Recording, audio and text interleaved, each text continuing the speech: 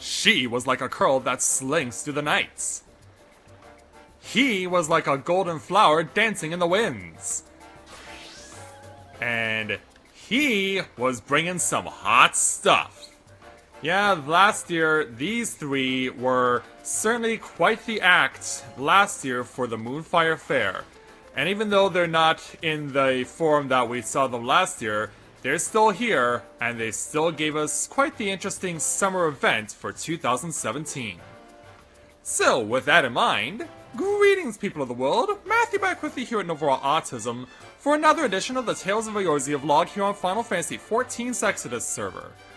So yeah, we have definitely had the opportunity now to enjoy the 2017 edition of the Moonfire Faire, and with some of our returning characters from the previous year, they gave us some completely different purposes for this year's Moonfire Faire. It wasn't like last year, unfortunately, but I was really hoping for an encore of the Go-Go Posing Rangers, and I'm sure that a lot of people who participated in Moonfire Faire last year would have felt the same way. Like, they really would have wanted to see a Go-Go Posing Ranger encore from our three heroes, but no, sadly, they had them going back to menial labor, similar to what happened in 2015.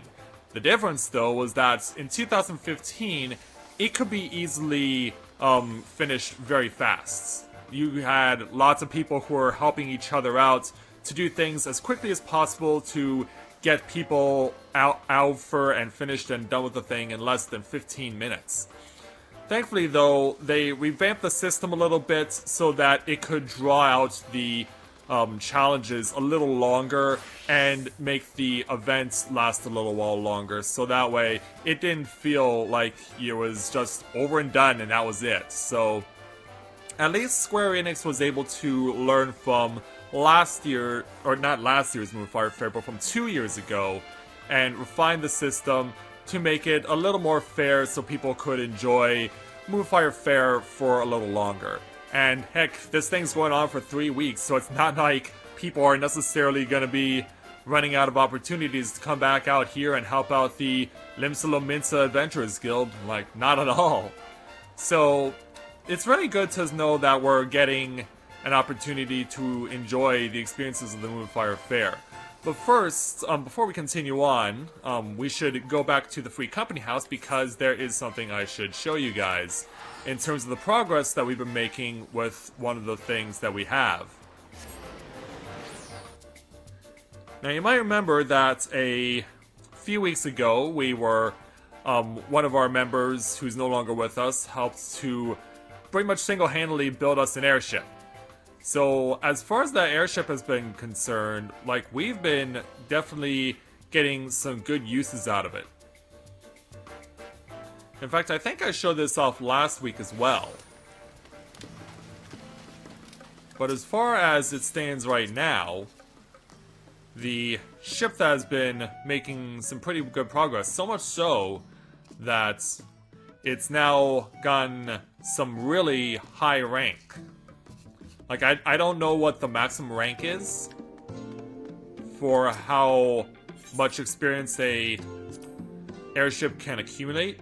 I guess that's something I'll probably need to look up, because there's also needs to take into consideration that there's not just one particular type of airship. There are actually multiple types of airships.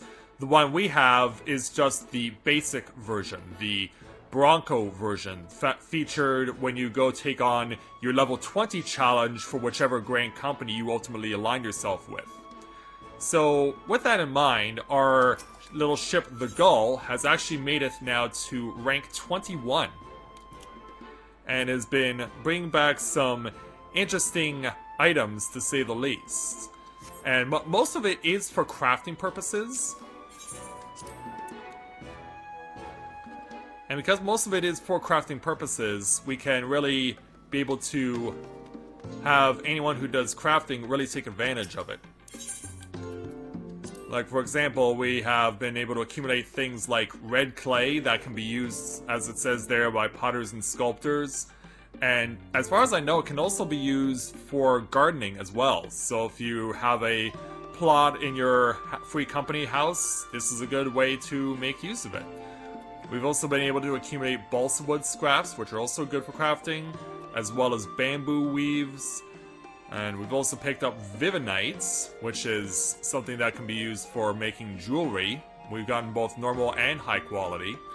We've also been able to get a number of crystals as well, like these deep red ones. But we also get, yeah, you notice this one isn't your typical crystal that you use for the catalyst that you are doing when you're actually crafting an item. No, this is something completely different altogether, and while I don't know its actual purpose and what it does, it is really impressive to see something like this. And then we got something like this, the empty crystal. Yeah, it says completely devoid of elemental aspect, so I'll admit once again, this is something I would not know how to make use of, but I'm pretty sure that our crafters would know how to use something like this. And they've also have given us dark chestnut branches, and those have also been used for crafting purposes.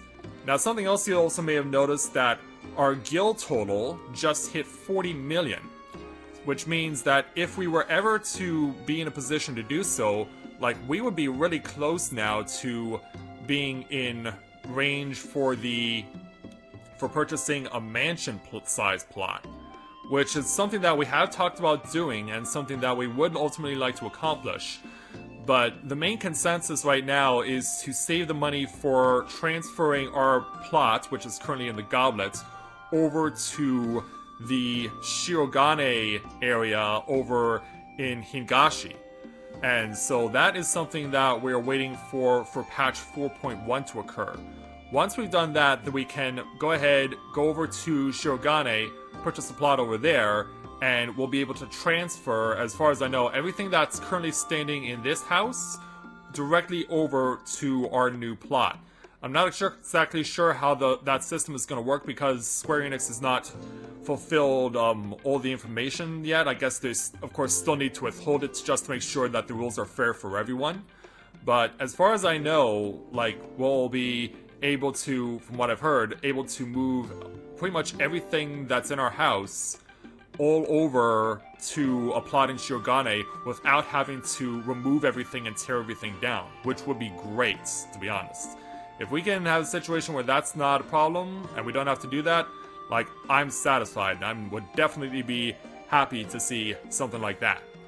So, yeah, we're now getting into the range where we can either, if we have the desire to do so, we can either choose to expand or we can choose to transfer to Shirogane, and right now the consensus is let's go to Shirogane first, and then let's expand. So hopefully once 4.1 comes around, we'll be able to accomplish just that, and when we do, we can't wait to show off the plot if we do successfully get one.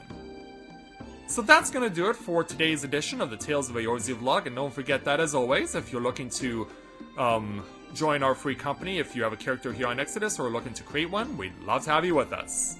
So, thank you very much everyone for watching, and until next time everyone, this is Matthew with Novora Autism, saying take care, and I'll see you soon.